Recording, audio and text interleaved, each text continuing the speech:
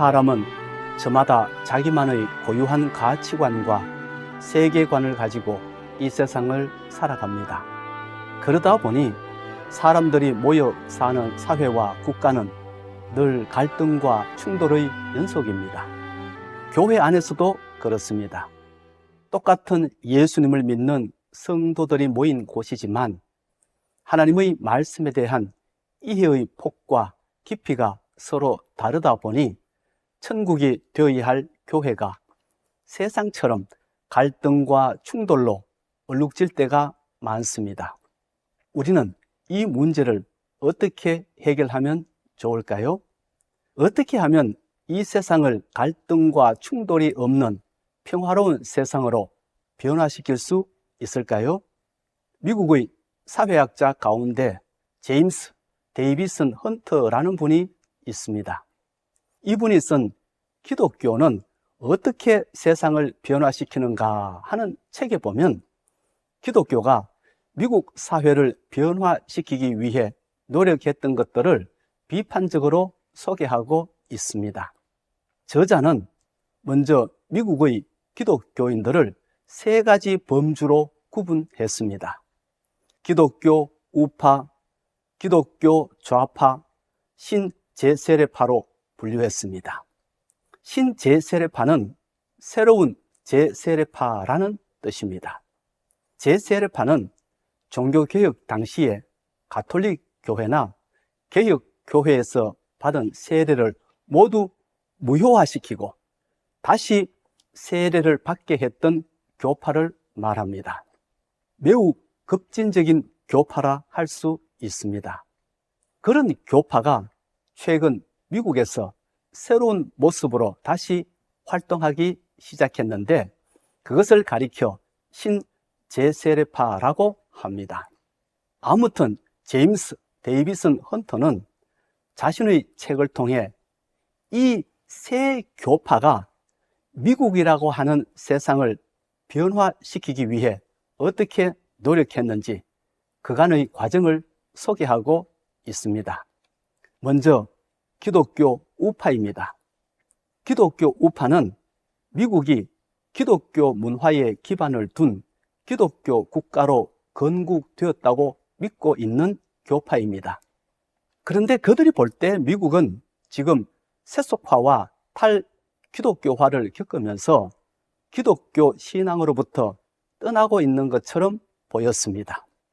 예를 들면 미국은 지금 낙태와 동성애를 합법화시키고 공립학교에서 기도하는 것을 금지시키고 학교에서 창조론 대신 진화론을 교육시키는 것은 신앙에서 멀어지는 증거라고 보았습니다. 그리고 미국이 이러한 세속화의 길로 들어서게 된 것은 기독교를 반대하는 자들이 정부와 사법부와 교육계를 장악하고 있기 때문이라고 보았습니다. 그래서 기독교 우파는 이러한 세력들을 공공의 영역에서 추방해야 한다고 주장합니다. 그리고 그것을 실현시키기 위해서는 대법원에 보수적 판사를 임명하고 기독교 우파의 의제에 동의하는 정치인들을 선출해서 법률적, 정치적인 수단을 통해서 승리해야 한다고 주장합니다. 그런가 하면 기독교 좌파는 정치적으로는 자유, 평등, 박애와 같은 계몽주의적 사상에 많은 영향을 받은 교파입니다. 성경적으로는 약자에 대한 예수님의 관심과 가난한 자들을 사랑했던 예수님의 모습을 강조하는 교파입니다. 그래서 기독교 좌파는 이러한 예수님의 모습을 본받아 노예제도 폐지, 인종차별 철폐, 여성 권익 보호, 노동자 보호, 사회정의 실현, 반전운동 등에 열심을 냅니다. 이들이 볼 때 기독교 우파는 편협하고 기독교의 근본 정신을 왜곡하는 교파처럼 보였습니다. 특히 기독교 우파는 공화당과 정치적으로 유착되어 있고 권력을 지향하고 약자가 아닌 강자와 부자의 편이 되어 있고 평화가 아닌 군사주의와 국가주의에 빠져 있는 교파처럼 보였습니다. 그래서 그들은 자기들과 관심 분야가 같은 민주당을 지지함으로써 가난한 자와 사회적 약자, 환경 문제, 전쟁, 에이즈, 이민자 문제에 관심을 갖고 그 문제 해결에 적극적으로 참여해야 한다고 주장합니다. 마지막으로 신제세례파입니다. 이들은 산상수훈 등에 나타난 예수님의 삶과 가르침에 기초한 평화와 화해, 그리고 공동체주의를 강조하고 폭력이나 국가주의를 반대합니다. 그들이 볼 때 로마 교회가 실수한 것은 교회가 기독교를 공인했던 콘스탄티누스 황제의 정치적 배려를 받아들임으로써 정치 권력과 타협한 것이라고 보았습니다. 그래서 교회는 예수님의 가르침과 초대교회의 신앙으로부터 점점 더 멀어지게 되었고 변질되었고 타락하게 되었다고 보았습니다. 그들이 그렇게 보는 이유는 국가는 근본적으로 강제적이고 폭력적이고 거짓된 구원의 신화를 유포하는 존재라고 보았기 때문입니다. 다시 말해서 권력은 정의를 왜곡하고 부패하기 쉬운 속성을 가졌기 때문에 인간을 지배하고 착취하는 악마성에서 자유로울 수 없다는 것이었습니다. 따라서 교회는 세상의 권력과 거리를 두면서 공동체를 유지하고 화해와 평화, 비폭력에 헌신해야 한다고 주장합니다. 그리고 교회는 자본주의가 추구하는 번영과 소비라는 우상 숭배를 비판하고 거룩한 삶으로 이 세상에 예수님의 가르침을 보여주어야 한다고 주장합니다. 그런데 이러한 입장의 차이에도 불구하고 기독교 우파와 기독교 좌파 사이에는 두 가지 공통점이 발견된다고 합니다. 하나는 자기들의 의지를 관철시키기 위한 방법이 법적이고 정치적이었다는 점입니다. 기독교 우파나 기독교 좌파는 둘 다 정당 정치에 참여하고 법을 동원함으로써 세상을 변화시키려고 했습니다. 그러니까 교회가 세상을 변화시키는데 세상의 힘을 동원했다는 점입니다. 다른 하나는 그들이 세상을 변화시키려고 했던 이유가 분노였다는 점입니다. 기독교 우파는 세속주의자들과 교회를 파괴하는 자들의 악행으로 말미암아 교회가 무너지고 기독교인들이 심히 부당한 대우를 받는다고 생각했습니다. 그래서 기독교 우파 속에는 분노가 일어났고 그 분노가 기독교 우파를 결집시키고 보수적인 법과 정치를 통해 문제를 해결하도록 만들었습니다. 그런가 하면 기독교 좌파는 근본주의자들과 인권을 짓밟는 자들의 악행으로 말미암아 교회의 본질이 훼손되고 기독교인들의 자유가 제한당한다고 생각했습니다. 그래서 기독교 좌파 속에도 분노가 일어났고 그 분노가 기독교 좌파를 결집시키고 진보적 법과 정치를 통해 문제를 해결하도록 만들었습니다. 그럼에도 불구하고 미국 기독교의 우파와 좌파는 모두 실패했습니다. 미국은 여전히 죄와 죽음의 세력 가운데 있고 갈등과 불안과 위험 가운데 있습니다. 지구상에서 총기 사고가 났다 하면 미국입니다. 총기 사고로 인해 무고한 시민이 가장 많이 죽는 나라가 미국입니다. 만약 법과 정치로 세상을 변화시킬 수 있다면 예수님은 베들레헴 마구간에서 태어나 십자가에 달려 죽으실 것이 아니라 로마 황제의 궁에서 태어나 로마 황제가 되었을 것입니다. 그래서 이 세상의 법과 정치로 이 세상을 새롭게 만들었을 것입니다. 그러나 그렇게 해서는 새롭게 만들 수 없었기 때문에 가장 낮은 곳에서 태어나셨고 가장 비참하고 슬프게 돌아가셨던 것입니다. 신제세례파의 경우도 크게 다르지 않습니다. 그들의 노력도 성공했다고 볼 수 없습니다. 그들의 주장대로 타락한 세상과 거리를 두고 독야청청하는 것이 참 기독교인의 삶이라면 성도들은 이 세상의 역사 발전에 참여할 필요가 없습니다. 만약 세상과 거리를 두는 것이 참 기독교인의 삶이었다면 예수님은 자신의 제자들에게 너희는 세상의 소금이요 세상의 빛이라고 말씀하지 않았을 것입니다. 그리고 사도 바울도 죽기까지 세상 사람들에게 복음을 전하지 않았을 것입니다. 미국 기독교인들은 세상을 변화시켜야 한다고 생각했지만 그 방법을 몰랐습니다. 그래서 기독교 우파와 기독교 좌파는 세상을 변화시키기 위해 정치적 방법, 법률적 방법을 다 동원했지만 실패했고 신제세례파는 세상과 분리되어 살았지만 실패했습니다. 결국 다 실패했습니다. 그러면 어떻게 해야 세상을 변화시킬 수 있을까요? 어떻게 해야 갈등과 충돌이 없는 평화로운 세상으로 변화시킬 수 있을까요? 이 세상에 하나님의 나라를 회복시키고 그래서 세상 사람들에게 참된 안식을 주기 위해 이 세상에 오신 예수님이 이런 말씀을 하셨습니다.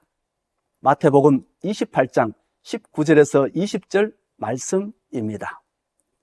그러므로 너희는 가서 모든 민족을 제자로 삼아 아버지와 아들과 성령의 이름으로 세례를 베풀고 내가 너희에게 분부한 모든 것을 가르쳐 지키게 하라. 볼지어다 내가 세상 끝날까지 너희와 항상 함께 있으리라 하시니라. 이 세상에서 기독교인이 해야 할 일이 있다면 그것은 세상 모든 사람에게 복음을 전하고 그 복음을 통해 구원을 받게 하고 예수님의 말씀을 가르쳐 지키게 하라는 것입니다. 왜냐하면 예수님을 구주로 믿고 거듭난 성도들이 예수님의 말씀대로 사는 그곳이 바로 갈등과 충돌이 없는 평화로운 세상이 되기 때문입니다. 이 세상 역사 속에 수많은 사람이나 국가가 유토피아를 약속했지만 모두 실패했습니다.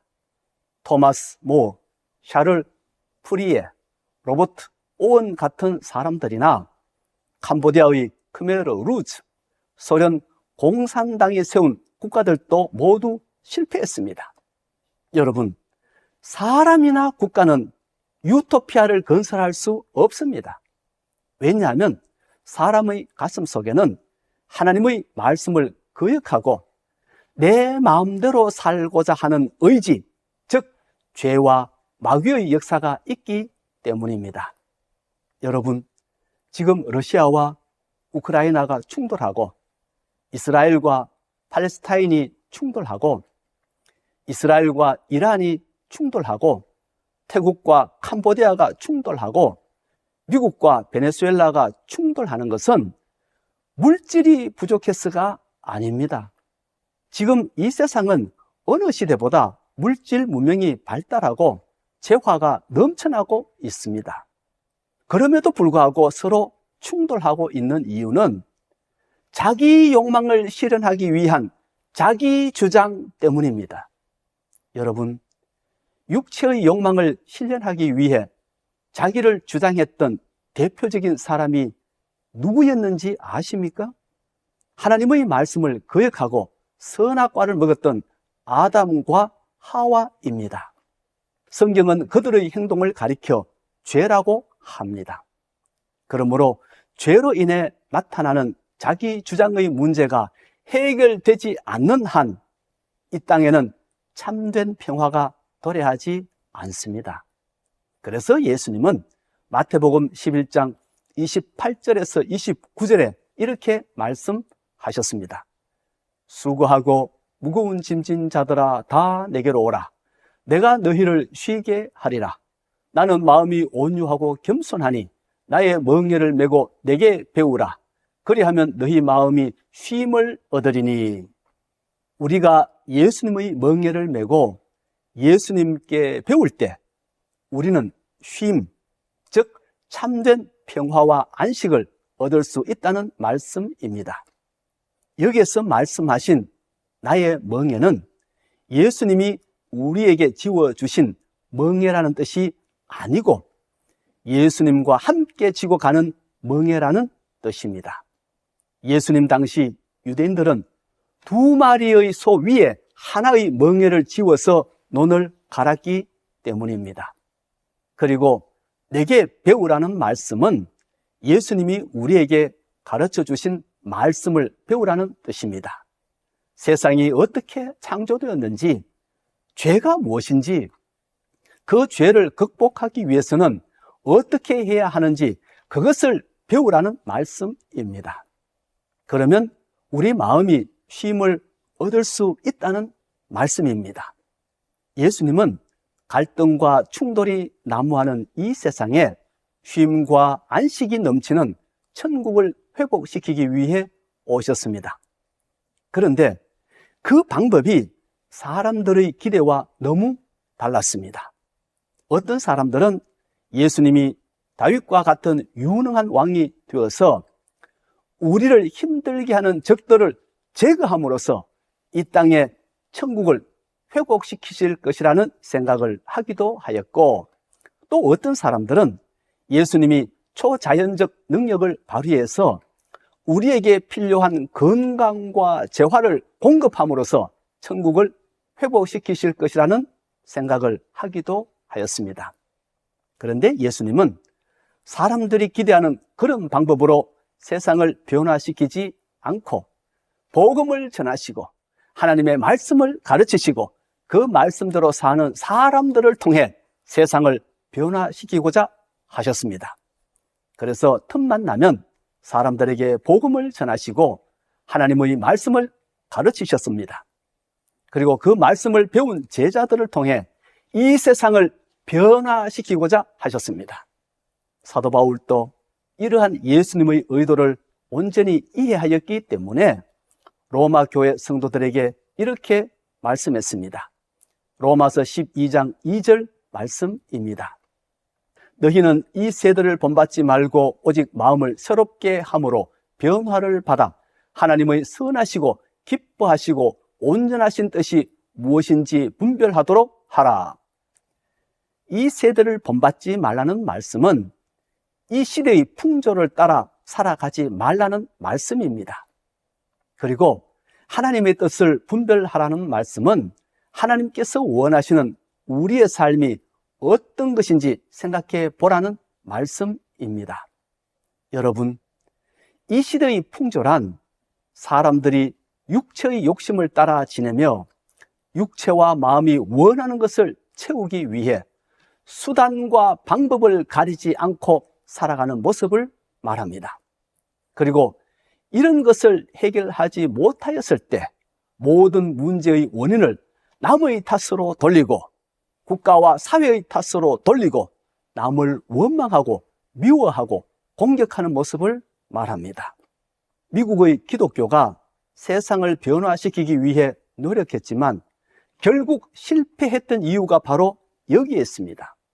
기독교 우파와 기독교 좌파는 서로 관점이 달랐고 해결 방법도 달랐지만 그것을 변화시키고자 하는 원동력은 둘 다 증오와 자기 주장이었습니다.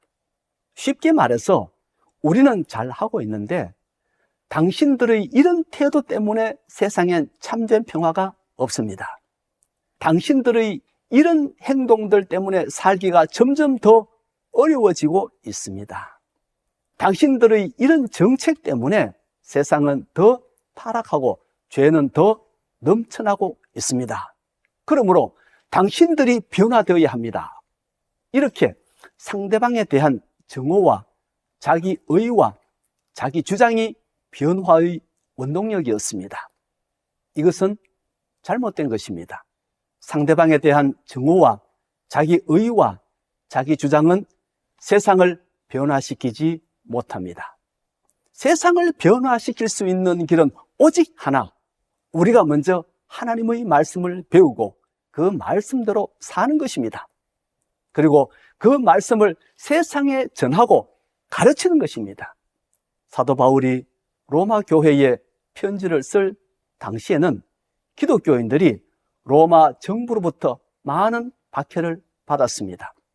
순교자들의 명단에 끝이 보이지 않았습니다. 예수 믿는다는 한 가지 이유 때문에 수많은 성도가 불에 타서 죽고 십자가에 못 박혀 죽고 원형 경기장에서 짐승의 밥이 되어 죽었습니다. 그러니 기독교인들의 가슴 속에는 국가에 대한 증오가 매우 컸을 것입니다. 그들이라고 해서 이 시대의 우리들처럼 증오가 없었겠습니까? 자기 주장이 없었겠습니까? 이놈의 세상을 뒤집어 엎어야 한다는 주장이 과연 없었겠습니까? 정치적으로 자기 세력을 만들어 정치판을 조종하든지 무력으로 시위를 하든지 민중 봉기를 일으켜 세상을 뒤집어 엎든지 무언가 실효적인 방법으로 세상을 바꾸고 싶었던 마음이 없었겠습니까? 당연히 있었을 것입니다. 그럼에도 불구하고 그렇게 행동했던 사람은 거의 없었습니다. 굶주린 짐승의 우리에 밀어 넣으면 그대로 짐승의 밥이 되어 죽었고, 장작 더미에 올려놓고 불을 지피면 그대로 타 죽었고, 원형 경기장에서 죽으라고 하면 그대로 죽었을지언정 세상의 힘으로 세상을 변화시키려고 했던 적은 없었습니다. 오히려 예수님이 가르쳐 주신 그 말씀대로 박해를 받으면 받을수록 그들을 위해 기도했습니다. 마태복음 5장 43절에서 44절 말씀입니다. 또 네 이웃을 사랑하고 네 원수를 미워하라 하였다는 것을 너희가 들었으나 나는 너희에게 이르노니 너희 원수를 사랑하며 너희를 박해하는 자를 위하여 기도하라. 그 결과 어떻게 되었는지 아십니까? 주후 313년에 로마가 기독교를 공인했습니다. 예수님 이후 300년도 안 되어 로마가 기독교에 손을 들었습니다. 그렇게도 강하고 강했던 로마가 약하고 약한 기독교인들에게 고개를 숙였습니다. 자기들이 없애려고 했던 그 예수님 앞에 무릎을 꿇었습니다. 그리고 392년에는 기독교를 국교로 받아들였습니다. 하나님은 이 세상의 역사를 바꾸시되 이 세상의 방법으로 바꾸시는 분이 아닙니다. 하나님은 하나님의 방법으로 이 세상을 변화시키십니다. 하나님의 방법은 상대방에 대한 증오와 자기 의로 무장하여 자기 생각과 다른 사람을 공격함으로써 세상을 바꾸는 것이 아니라 하나님의 말씀대로 신실하게 살아가는 사람들의 삶을 통해 바꾸는 것입니다. 오늘은 여기까지 하겠습니다. 제가 잠깐 기도하고 마치겠습니다. 하나님 아버지, 우리가 다시금 이 말씀 앞에 우리 자신을 비추어 봅니다.